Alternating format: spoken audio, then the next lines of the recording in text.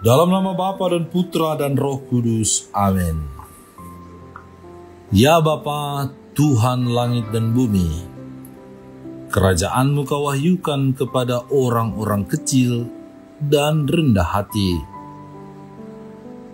Berikanlah kami hati yang terbuka bagi kehadiran dan kekayaan-Mu yang terpantul dalam kitab suci, dalam alam semesta, dan dalam hidup kami. Terimalah doa-doa permohonan kami dan kerinduan kami demi Kristus, Tuhan dan pengantara kami. Amin. Tuhan bersamamu dan bersama rohmu. Inilah Injil suci menurut Matius. Dimuliakanlah Tuhan.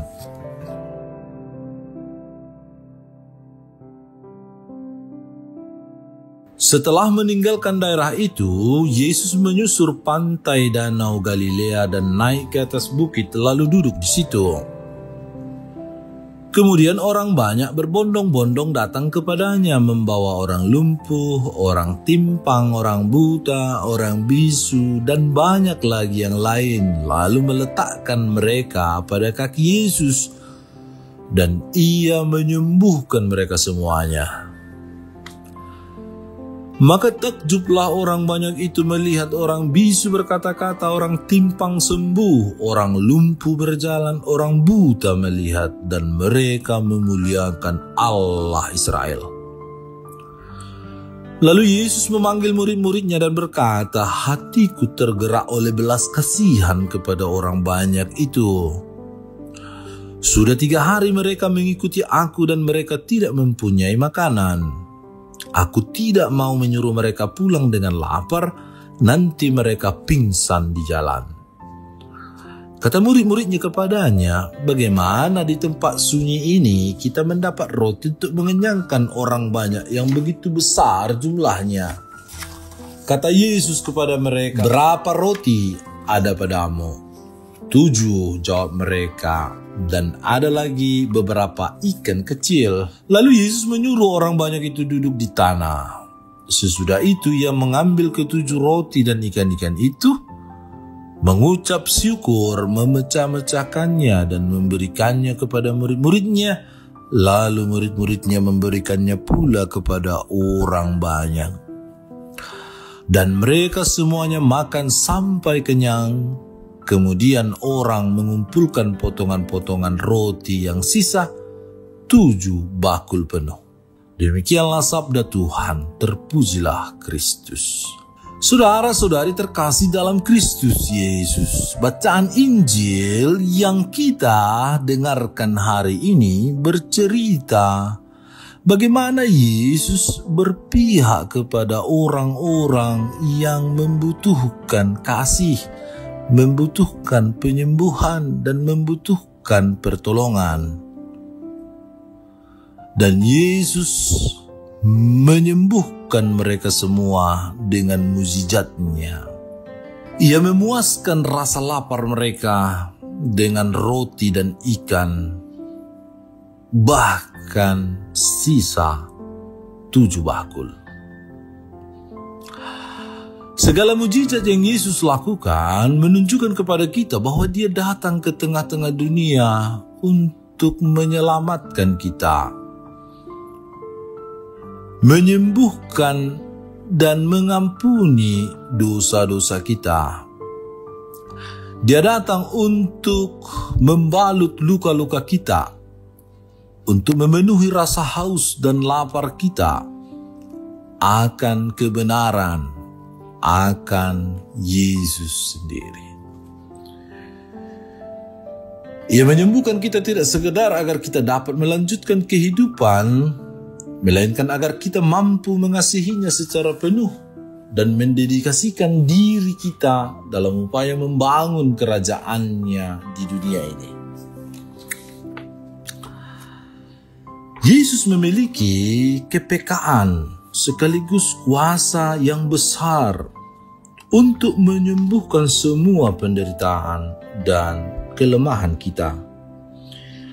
Ia ingin agar kita mengalami kasih-Nya, pengampunannya, sehingga dengan demikian pada gilirannya dia akan mewujudkan kasih dan kuasanya terhadap dunia yang terluka dan penuh kegelapan.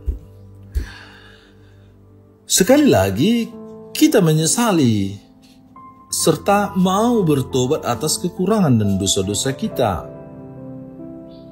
dan memperkenankan belas kasih-Nya memerdekakan kita, sehingga kita pun akan diubah menjadi serupa dengan diri-Nya.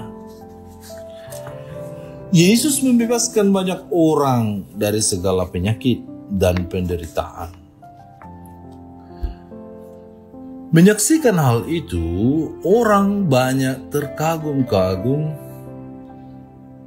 Orang banyak itu pun takjub dan mereka memuliakan Allah Israel. Sangat terasa dalam ketakjuban mereka ada rasa kagum yang kuat, ada rasa hormat yang dalam. Rasa takjub itu membuat hati mereka terhubung dengan Allah dan mendorong mereka untuk semakin memuliakan Allah.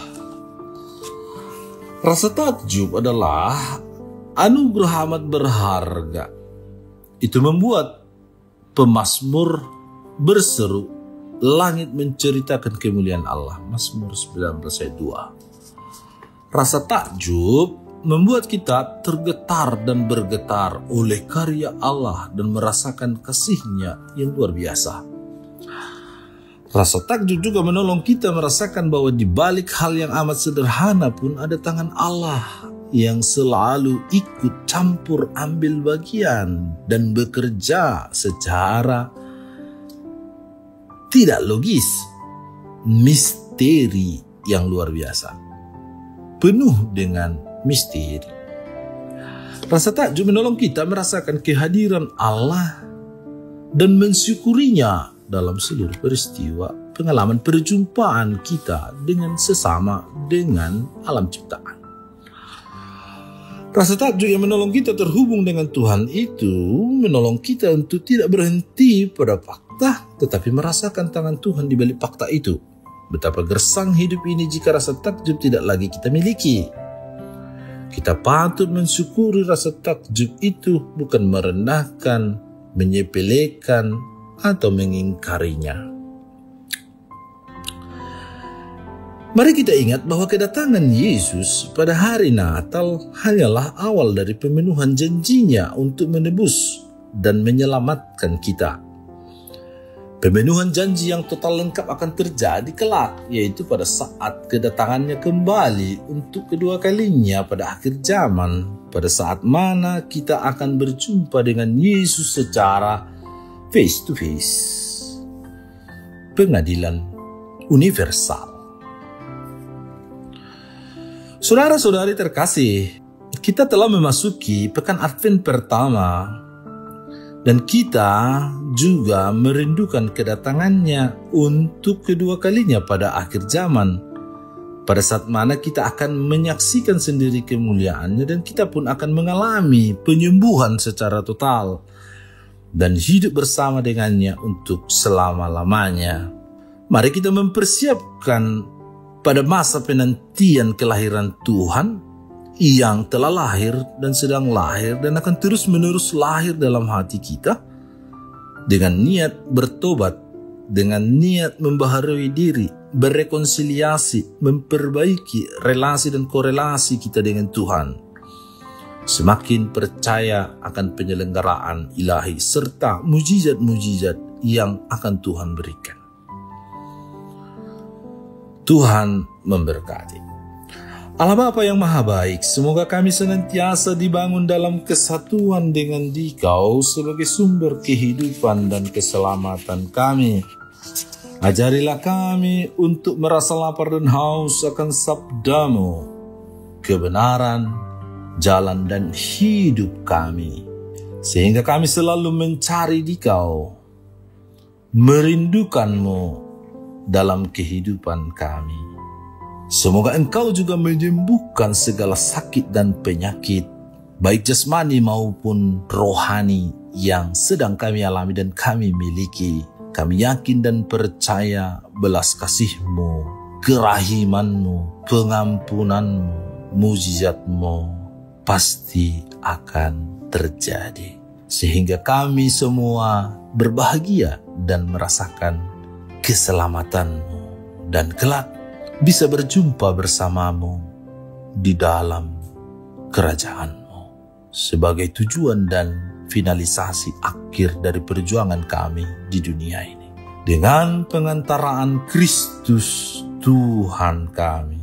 Amin. Allah Bapa kami, penuntun kehidupan, Engkau telah menuntun Abraham menuju tanah terjanji. Engkau juga menuntun bangsa Israel menuju tanah Yerusalem melalui tangan Musa. Kini kami umat-Mu keuskupan Padang sedang berjalan bersama dalam sinode kefikepan menuju keselamatan yang Engkau janjikan dalam diri Putra-Mu Yesus Kristus. Tuntunlah peziarahan hidup kami dengan kuasa Roh Kudus-Mu, agar kami tetap tabah, sabar dan setia menghadapi kesulitan dan tantangan hidup. Bimbinglah kami supaya mampu berjalan bersama, saling meneguhkan dalam iman, harapan, dan kasih. Bunda Maria, doakanlah kami putra-putrimu sepanjang sinode kefikepan ini berlangsung. Ya Bapa, Engkau kami sembah dan muliakan, kini dan sepanjang masa. Amin. Tuhan bersamamu dan bersama rohmu. Semoga saudara sekalian dilindungi, dibimbing dan diberkati oleh Allah yang Maha Kuasa, Bapa dan Putra dan Roh Kudus. Amin.